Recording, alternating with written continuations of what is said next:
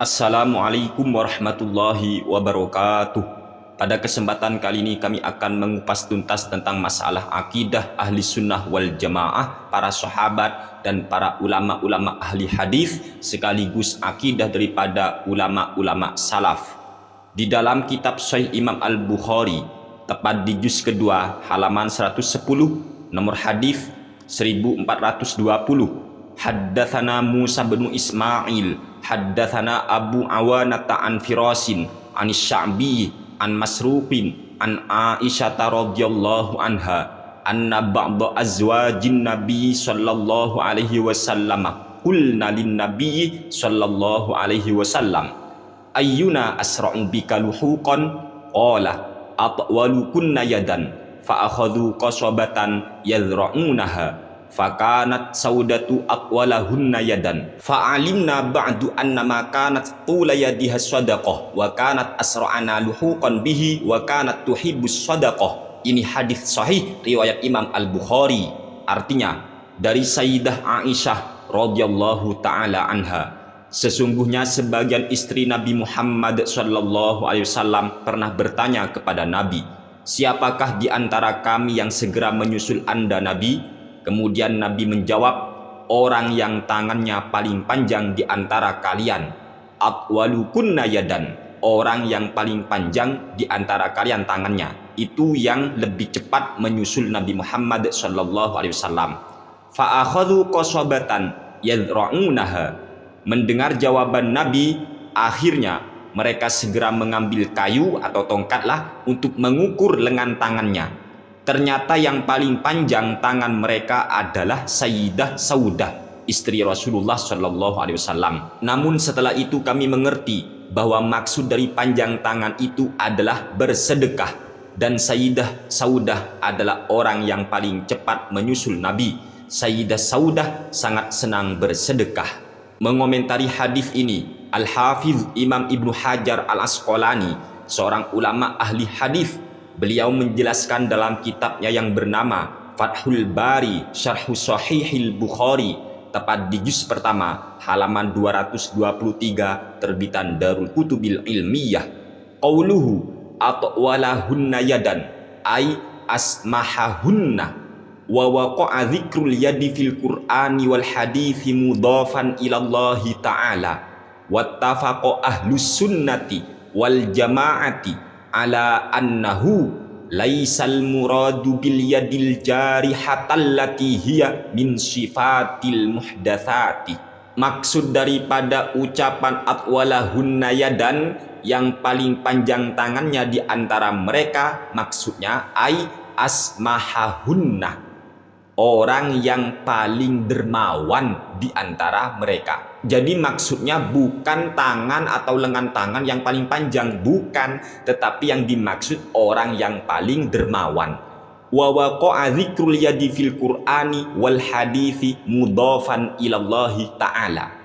Dan di dalam ayat suci Al-Qur'an maupun hadis Nabi Muhammad sallallahu alaihi wasallam memang ada penyebutan kata yad, kata tangan, mudhafan ilallahi ta'ala, yang mana kata tangan atau iyad itu diidofahkan, disandarkan kepada Allah subhanahu wa ta'ala. Tapi ingat kata Al-Hafiz Imam Ibnu Hajar Al-Asqalani, seorang ulama yang ahli hadis, wattafaqa ahlus sunnati wal jama'ati ala annahu laisal muradu bil yadil jarihatallati hiya min sifatil muhdatsati. Dan ulama ahli sunnah wal jamaah, ulama yang memang ahli sunnah, memang ahli hadis, mereka telah sepakat ala annahu laisal muradu bil yadil jarihata, yang dimaksud kata yad, yang dimaksud tangan apabila disandarkan kepada Allah, maksudnya bukan al jarihah, maksudnya bukanlah organ tubuh.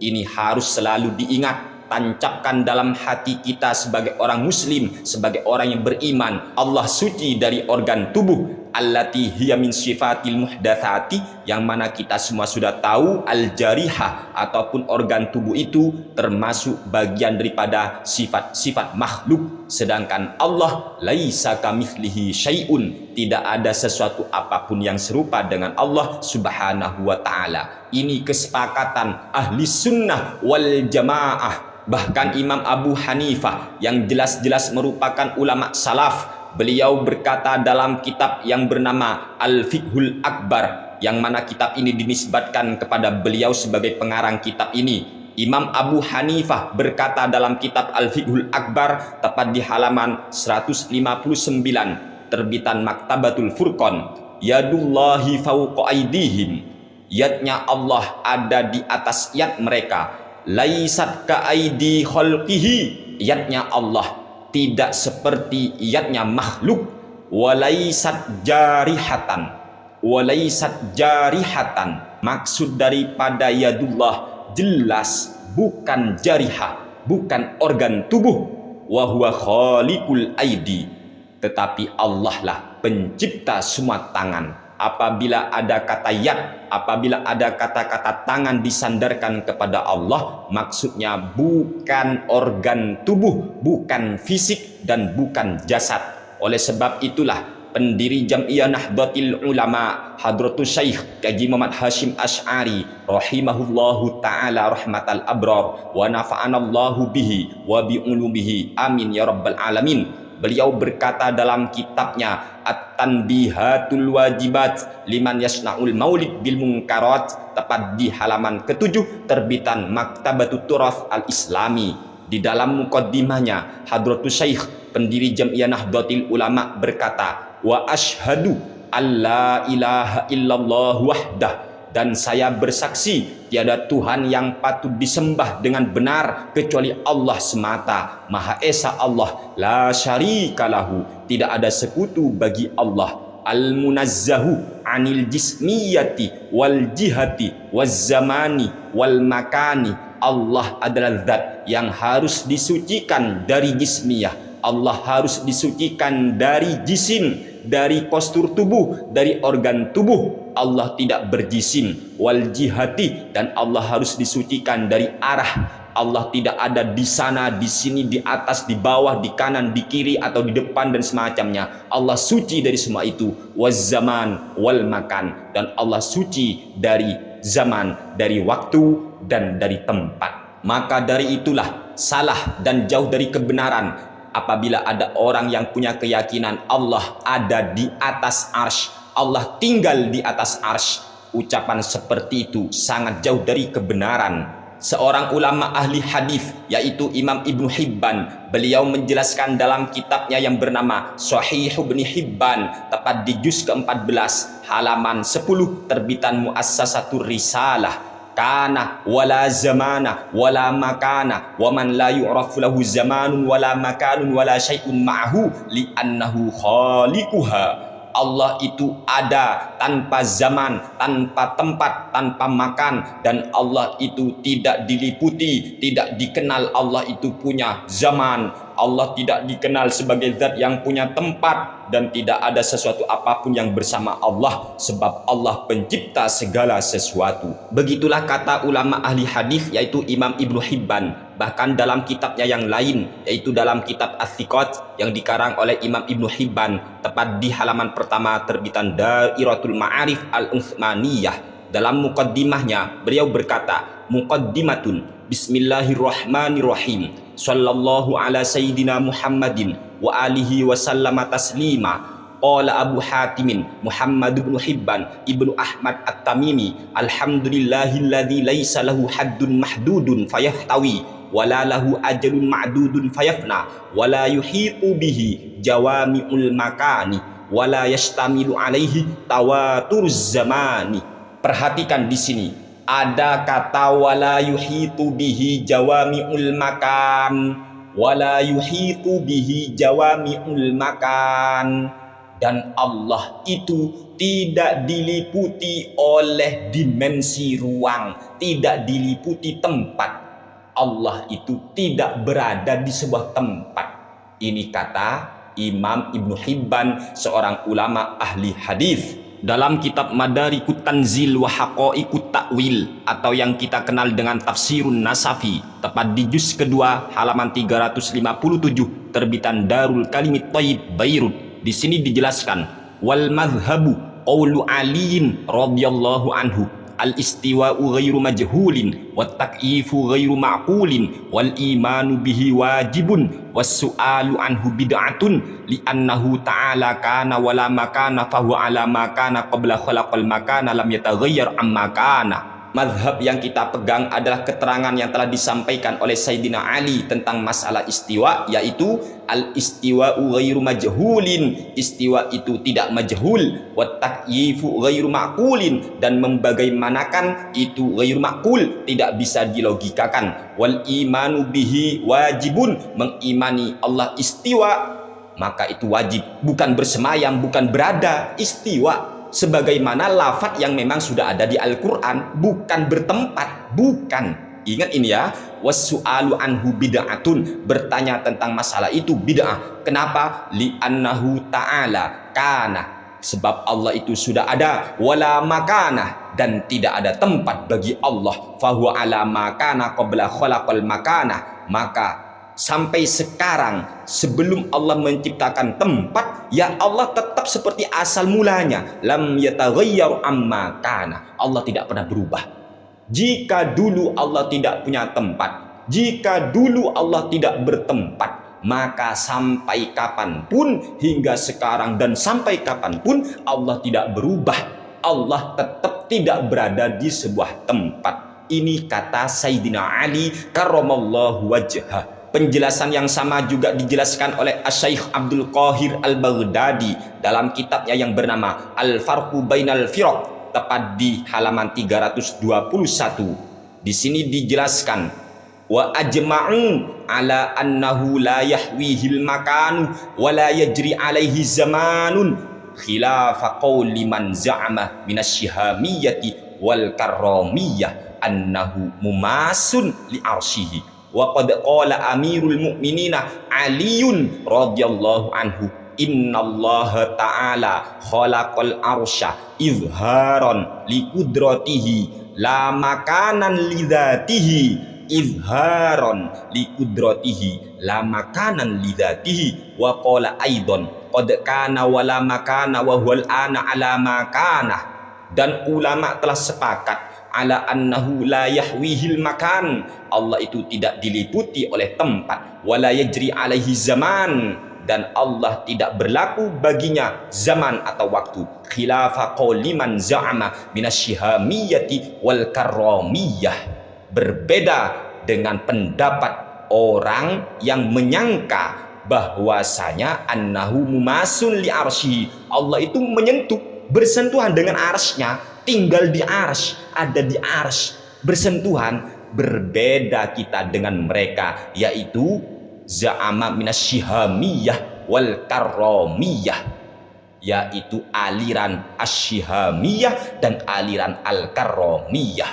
Kita beda. Kalau kita la yahwihil makan, Allah tidak diliputi oleh tempat. Kenapa begitu? Wa qad qala amirul mu'minina Aliun radhiyallahu anhu, sebab Sayyidina Ali karramallahu wajhah wa radhiyallahu ta'ala anhu telah berkata, innallaha ta'ala khalaqal arsya, Allah itu sungguh telah menciptakan arsy, izharon li qudratihi, untuk menampakkan kekuasaan Allah, la makanan li dzatihi, bukan sebagai tempat zat bagi Allah, bukan. Allah menciptakan arsy itu untuk menampakkan kekuasaannya, la makanan li dzati, bukan sebagai tempat bagi zatnya. Wa qala aidan, dan Sayyidina Ali beliau juga berkata, qad kana wala makana wa huwal ana ala makana, Allah itu ada dan tidak ada tempat bagi Allah, hingga sampai sekarang pun Allah ya tetap seperti asal mula. Dalam kitab Al-Madkhal yang dikarang oleh Al-Imam Ibnul Hajj, seorang ulama yang bermadzhab Maliki, tepat di juz kedua halaman 149 terbitan Darut Turath, wa idafatuhu ilallahi ta'ala innama huwa bima'na tasyrifi lahu kama yuqalu baitullahi wa haramuhu la annahu mahallun lahu wa mawdi'un listiqrarihi. Menyandarkan kata arsy kepada Allah Ta'ala itu hanya bimakna tasyrif, sekedar memuliakan, bimakna tasyrifi lahu, memuliakan arsy aja. Kama yuqalu baitullahi wa haramuhu, sebagaimana ada ucapan Baitullah, Ka'bah itu Baitullah, rumahnya Allah. Bukan berarti itu rumah beneran bagi Allah, enggak. La annahu mahallun lahu, bukan berarti itu merupakan tempat bagi Allah, enggak seperti itu cara memahaminya. Wa maudiun listiqrarihi, dan juga bukan tempat tinggalnya Allah.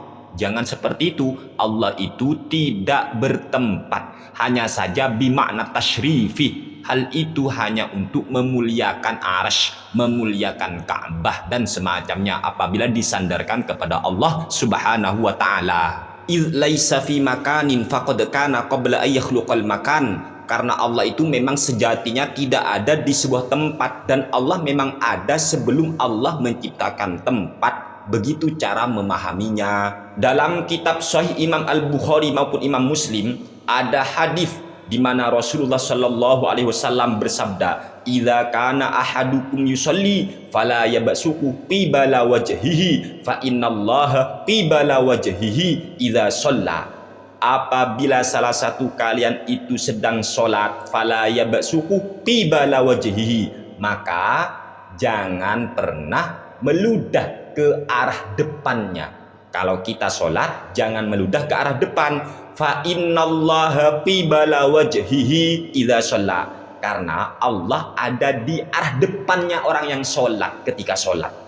Mengomentari hadis inilah Imam Al-Hafidh Ibnu Hajar Al-Asqalani menjelaskan dalam kitabnya yang bernama Fathul Bari Syarhus Sahihil Bukhari, tepat di juz pertama halaman 508 terbitan Darul Ma'rifah. Wa fihi ar-raddu ala man za'ama annahu 'alal arsy bidzatihi. Dalam hadis yang telah diriwayatkan oleh Imam Al-Bukhari ini terdapat bantahan bagi orang yang menyangka bahwa Allah itu ada di atas arsy dengan zatnya.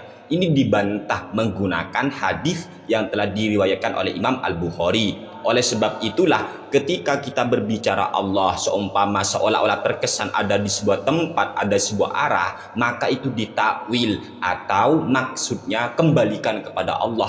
Jangan sampai punya keyakinan Allah ada di arah, ada di sebuah arah, Allah ada di sebuah tempat. Gak boleh seperti itu. Ingat, keyakinan atau akidah ahli sunnah wal jamaah, keyakinan sahabat Nabi, keyakinan para ulama salaf adalah Allah wajib disucikan dari jisim. Allah tidak berorgan tubuh, Allah tidak berfisik, Allah suci dari semua itu, dan Allah tidak berada di sebuah tempat atau tidak berada di sebuah arah. Begitulah kata para ulama. Kami cuma sekedar membacakan saja dan ingin berbagi kepada saudara-saudara kami seiman, seislam. Jaga akidah ahli sunnah wal jamaah. Semoga apa yang kami sampaikan bermanfaat untuk kita semua. Kurang lebihnya kami mohon maaf yang sebesar-besarnya. Wassalamualaikum warahmatullahi wabarakatuh.